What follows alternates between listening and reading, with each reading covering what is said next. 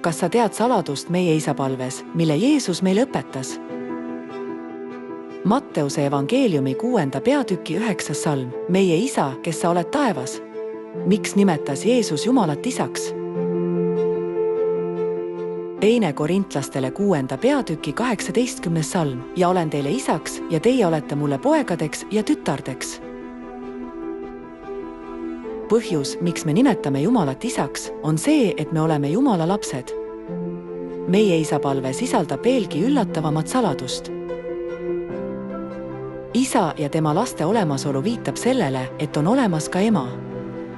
Sest isa ja tema lapsed ei saa eksisteerida ilma ema. Nagu on olemas Jumal isa ja tema lapsed, peab olema Jumal ema.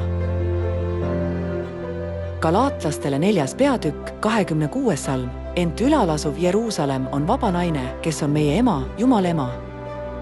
Meie isapalves sisalduv saladus on Jumal ema, kes annab meile igavese elu. Kuidas me saame siis saada Jumala lasteks? Maalises perekonnas saavad lapsed elu, kui nad pärivad oma isa ja ema liha ja vere.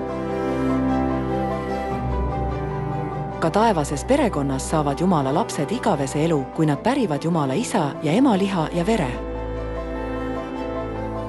Kuidas me saame pärida Jumal isa ja Jumal ema liha ja verd? Johannese 6. peatüki 54. salm. Kes minu liha sööb ning minu verd joob, sellel on igavene elu. Kuidas me saame süüa Jeesuse liha ja juua tema verd? Luuka evangeeliumi 22. peatüki 15. salm. Ma olen südamest igatsenud seda paasat süüa ja ta võttis leiva. See on minu ihu, mis teie eest antakse. See karikas on uus leping minu veres. Jeesus ütles, et paasapüha leib on tema liha ja paasapüha vein on tema veri. Me võime pärida Jumal isa ja Jumal ema liha ja vere, saada igavese elu ja saada Jumala lasteks, kui me peame uue lepingu paasapüha.